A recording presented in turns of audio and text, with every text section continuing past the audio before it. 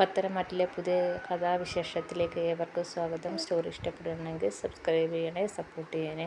അങ്ങനെ കോടതിയിലെ വാദങ്ങളെല്ലാം കഴിഞ്ഞ് എല്ലാവരും വീട്ടിലേക്ക് എത്തിയിരുന്നു. അപ്പോഴത്തേക്ക് നമ്മുടെ അഭി പറഞ്ഞ് ജലജയും ജാനകിയും കോടതിയിലെ വിശേഷങ്ങളൊക്കെ അറിഞ്ഞിട്ടുണ്ടായിരുന്നു. അപ്പോൾ ഇവർ വന്ന ഉടനെ ജാനകിയെ കണ്ടോടനെ അനി വന്ന് ചോദിക്കുകയാണ്, അമ്മയ്ക്ക് മതിയായല്ലോ, കോടതിയിലെ വിശേഷങ്ങളൊക്കെ അറിഞ്ഞില്ലേ? അവളുടെ സ്വഭാവവും അവളുടെ കുടുംബ പാരമ്പര്യവും എല്ലാം അറിഞ്ഞല്ലോ. അമ്മയ്ക്ക് ഇപ്പം അവളെ സപ്പോർട്ട് ചെയ്യണ്ടേ? അമ്മയല്ലായിരുന്നു അവൾക്കെല്ലാ സപ്പോർട്ടും.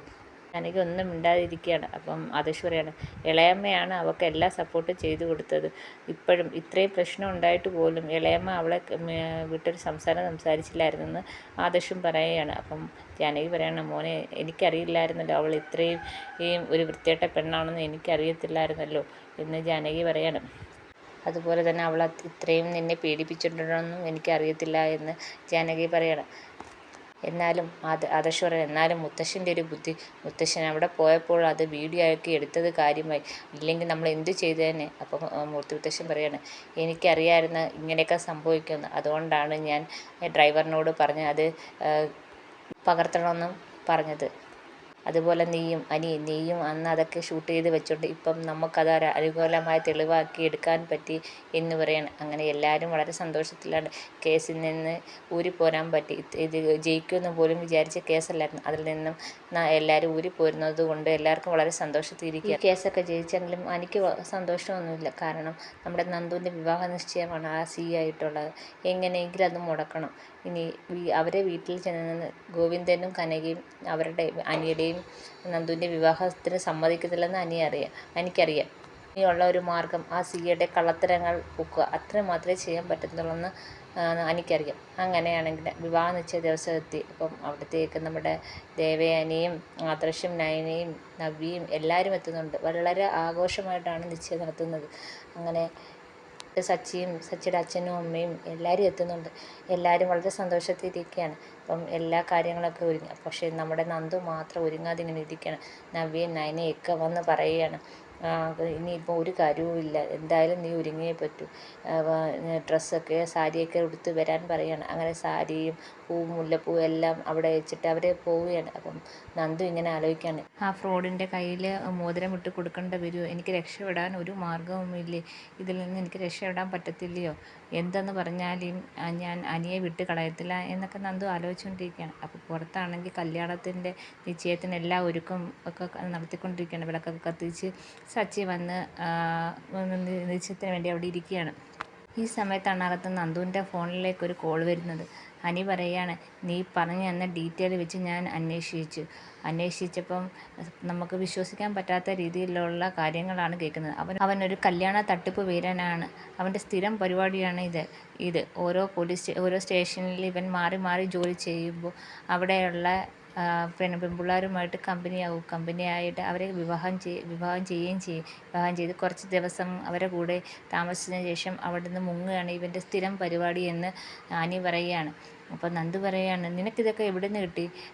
ഈ കാര്യങ്ങളൊക്കെ എങ്ങനെ നീ അറിഞ്ഞു എന്ന് ചോദിക്കണം. അപ്പം പറയാണ്, നീ തന്ന ഡീറ്റെയിൽ വെച്ച് ഞങ്ങൾ അന്വേഷിച്ചു, രാകേഷും ഒക്കെ ആയിട്ട് ഞങ്ങൾ അന്വേഷിച്ചപ്പോൾ പല പെൺകുട്ടികളും ഇവനെയും കാത്ത് ഇപ്പോഴും ഇരിപ്പുണ്ട്. ഇവൻ ഓരോ സ്ഥലത്തേക്ക് ട്രാൻസ്ഫർ ആയി പോയെന്നാണ്, വേറൊരു സ്ഥലത്തേക്ക് ട്രാൻസ്ഫർ ആയി പോയെന്നും പറഞ്ഞുകൊണ്ടാണ് അവിടുന്ന് രക്ഷപ്പെടുന്നത്. അവൻ്റെ കൂടെ ഉള്ളത് അച്ഛനും അമ്മയും ആണോ എന്ന് പോലും അറിയില്ല. അതുപോലും അവൻ ഡ്യൂപ്ലിക്കേറ്റ് കൊണ്ടുവന്നേക്കുവാണോ എന്നൊന്നും അറിയത്തില്ലെന്ന് അനി പറയുകയാണ്. പല പെൺകുട്ടികളും ഇവനെതിരെ കേസ് വരെ കൊടുത്തിട്ടുണ്ട്. അതൊക്കെ ഇവൻ്റെ സ്വാധീനം ഉപയോഗിച്ച് ഇവൻ തേച്ച് മായ്ച്ച് കളയുകയാണ് ചെയ്യുന്നത്. ഇവൻ ഒരിടത്തും സ്ഥിരമായി നിൽക്കാറില്ല എന്നൊക്കെ അനി പറയാണ്. അപ്പോൾ നന്ദു പറയാണ്, അപ്പം ഇത് നിനക്ക് ഉറപ്പുള്ള കാര്യമാണല്ലോ? അപ്പം അനി പറയണോ, എനിക്ക് ഉറപ്പുണ്ട്, ഞാൻ അന്വേഷിച്ച് കണ്ടെത്തിയത്, ഇനി ഞാൻ ശരിയായിക്കോളാം, ഇനി അവനെ എന്ത് വേണമെന്ന് ഞാൻ നോക്കിക്കോളാം എന്ന് നന്ദു പറഞ്ഞുകൊണ്ട് നന്ദു ഫോൺ കട്ട് ചെയ്യണം. പുറത്താണെങ്കിൽ ദേവയാനി ചോദിക്കുകയാണ്, നന്ദു എന്തിയെ മോളെ? നന്ദുവിനെ കാണുന്നില്ലല്ലോ.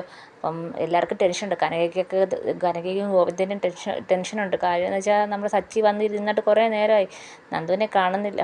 അപ്പം നമ്മുടെ നയന പറയണം, ഇപ്പം വരും അമ്മ ഇപ്പം വരുമെന്ന് പറയണം.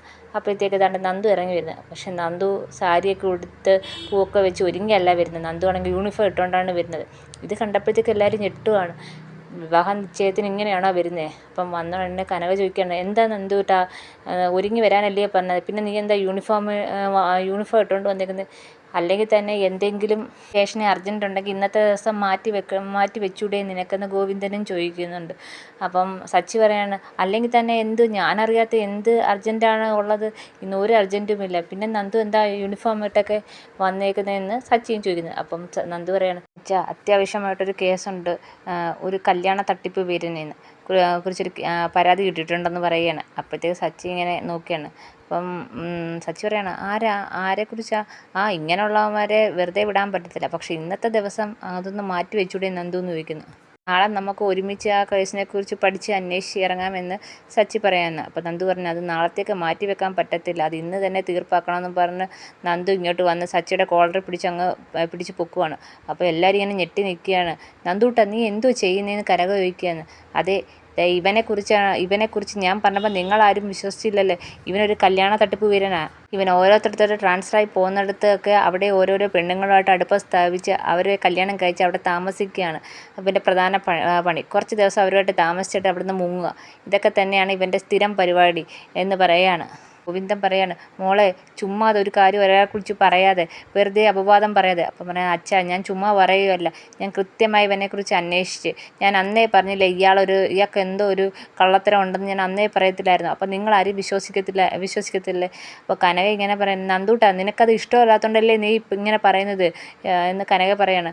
അമ്മയൊന്നും മിണ്ടായിരുന്നേ, അമ്മ ഇപ്പോഴും ഇയാളെ ന്യായീകരിക്കുകയാണോ? ഞാനാണെങ്കിൽ ഇയാൾ എന്നെ വിവാഹം കഴിക്കട്ടെ എന്നാണ് അമ്മ പറയുന്നത്, ഈ കല്യാണ വീരനെ എന്നെ പിടിച്ച് കെട്ടിക്കണമെന്നാണ് അമ്മ പറയുന്നതെന്ന് ചോദിക്കുകയാണ്. അപ്പോഴത്തേക്ക് ആദർശ് ഇങ്ങോട്ട് വന്നിട്ട് ആദർശിൻ്റെ മനസ്സിൽ അനിയായിട്ട് നന്ദുവിനെ കല്യാണം കഴിപ്പിക്കണമെന്നൊരു ചെറിയൊരു ആഗ്രഹം ഉണ്ടല്ലോ. അപ്പം ഇങ്ങോട്ട് നമ്മുടെ ആദർശ് ഇങ്ങോട്ട് വന്ന് നമ്മുടെ സച്ചിയുടെ കോളർ അങ്ങ് പിടിച്ചിട്ട് ചോദിക്കുകയാണ്, ആന്നോടോ ഈ നന്ദു പറഞ്ഞാൽ ശരിയാണെന്ന് ചോദിക്കുകയാണ്. അന്നേരം ഇവനൊന്നും മിണ്ടുന്നില്ല. അപ്പോൾ ഇടിക്കാനായിട്ട് ഇങ്ങനെ ഒരുങ്ങുമ്പം പറയുകയാണ്, അത് ഞാൻ അടുപ്പമുണ്ടായിരുന്നു പറഞ്ഞ് ശരിയാണ്, പക്ഷേ ഞാൻ ആരെയും വിവാഹം കഴിച്ചിട്ടില്ല എന്ന് സച്ചി പറയുകയാണ്. അപ്പോൾ എല്ലാവരും ഇങ്ങനെ ഞെട്ടി നിൽക്കുകയാണ്. അപ്പോൾ ഇവൻ പെൺപിള്ളേരുമായിട്ട് ഒരുമിച്ച് താമസിക്കുന്നുണ്ട്, പക്ഷേ ആരെയും വിവാഹം കഴിച്ചിട്ടില്ലെന്നാണ് പറഞ്ഞതിൻ്റെ അർത്ഥം. അപ്പം നന്ദുവിനെ ഞാൻ വിവാഹം കഴിക്കാൻ താല്പര്യപ്പെടുന്നു എന്നാണ്, അതുകൊണ്ടാണ് എൻ്റെ അച്ഛനും അമ്മയും കൊണ്ടുവന്ന് വിവാഹം ആലോചിച്ചത് എന്ന് സച്ചി പറയുകയാണ്. നന്ദു ആണെങ്കിൽ പിടിച്ചൊഴിച്ചിട്ട് ചോദിക്കുകയാണ്, തനിക്ക് നാണം ഇല്ലയോടോ ഇങ്ങനെ ഇരുന്ന് പറയാൻ? എന്നിട്ട് താൻ എന്ത് അഭിനയമാണ് ഇവിടെ കാഴ്ചവെച്ചത്? എൻ്റെ അച്ഛൻ്റെ അമ്മയുടെ മുമ്പിൽ താൻ എന്ത് നല്ല പുള്ളിയായിട്ടാണ് പ്രകടനം കാഴ്ചവെച്ചത്? എന്നിട്ട് മറ്റുള്ളവരെ എല്ലാവരെയും കുറ്റപ്പെടുത്തി അവരെ പരമാവധി ദ്രോഹിക്കാൻ പറ്റുന്ന രീതിയിലെല്ലാം ദ്രോഹിച്ച് എല്ലാ പരിപാടിയും താൻ കാണിച്ചല്ലോ. തനിക്ക് നാണം ഇല്ലയെന്ന് ചോദിച്ചുകൊണ്ട് നന്ദു ആണെങ്കിൽ അയാളെ വലിച്ച് കൊളറി പിടിച്ചുകൊണ്ട് ഇറങ്ങി വരികയാണ്. അപ്പോൾ കനകയാണെങ്കിൽ ഇങ്ങനെ അന്തം വിട്ടിരിക്കുകയാണ്. കനകയല്ലേ പറഞ്ഞ എൻ്റെ സച്ചിമൻ സൂപ്പറാണെന്നൊക്കെ പറഞ്ഞത്. കനക ഇങ്ങനെ അന്തം വിട്ട് നിൽക്കുക. മാത്രമല്ല അച്ഛാ, ഗോവിന്ദനോട് പറഞ്ഞു, മാത്രമല്ല അച്ഛാ, ഇയാൾക്കെതിരെ തെളിവുകൾ വരെ ഉണ്ട്. പല പെണ്ണുങ്ങളും ഇയാൾക്കെതിരെ പരാതിയും തന്നിട്ടുണ്ട്. അയാളുടെ ഭർത്താക്കന്മാരെ കാണുന്നില്ല എന്നും പറഞ്ഞും പരാതിയുണ്ട്. ഇയാളുടെ സ്വാധീനം ഉപയോഗിച്ച് എല്ലാം തേച്ച് മായ്ച്ച് കളയുകയാണ്. എന്നിട്ടാണ് ഇവിടെ വന്നിട്ട് അയാൾക്ക് എന്നെ കല്യാണം കഴിക്കണമെന്നും പറഞ്ഞ് വന്നതെന്നും പറഞ്ഞുകൊണ്ട് നന്ദു പിടിച്ച് വലിച്ചുകൊണ്ട് പൊക്കി എടുത്തുകൊണ്ട് പോവുകയാണ്. അതിനെ കനകയെടുത്ത് പറയണം, അമ്മയോട് എത്ര വെട്ടാ നന്ദു പറഞ്ഞ് ഈ വിവാഹം നടത്തണ്ട അമ്മ, എനിക്കിഷ്ടമില്ലാത്ത വിവാഹമാണെന്ന്. പക്ഷേ അവളുടെ വാക്കുകൾ ആരും കേട്ടില്ല. എല്ലാവരും എത്രയും പെട്ടെന്ന് സച്ചിയായിട്ടുള്ള വിവാഹം നടത്താൻ വേണ്ടി ആലോചിച്ച്. വിധിയല്ലാതെ പിന്നെന്താ പറയുന്നത്? ആ ജ്യോത്സ്യൻ പറഞ്ഞതല്ലേ ഈ വിവാഹം നടത്തല്ലേ എന്ന് പറഞ്ഞില്ലേ അന്ന്. പക്ഷേ അമ്മയ്ക്കല്ലായിരുന്ന വാശി, അമ്മ ആത്മഹത്യ ചെയ്യുമെന്നും പറഞ്ഞ് വാശി പിടിച്ചുകൊണ്ടല്ലേ ഈ വിവാഹം ഈ ആലോചന നിശ്ചയം വരെ എത്തിയത്. നാണക്കേടായിപ്പോയി അമ്മയെന്നും പറഞ്ഞിട്ട് നയനയും ആദർശും ദേവേനയൊക്കെ പോവുകയാണ്. അപ്പോൾ വിഷമിച്ച് നിൽക്കുന്ന കനകയും നമ്മുടെ ഗോവിന്ദനെയൊക്കെ വിഷമിച്ചിങ്ങനെ നിൽക്കുന്നത്. ഇതൊക്കെയാണ് ഇനി വരാൻ പോകുന്ന എപ്പിസോഡിൽ കാണിക്കുന്നത്. എല്ലാവർക്കും ഇഷ്ടപ്പെട്ടെങ്കിൽ സബ്സ്ക്രൈബ് ചെയ്യണേ, സപ്പോർട്ട് ചെയ്യണേ.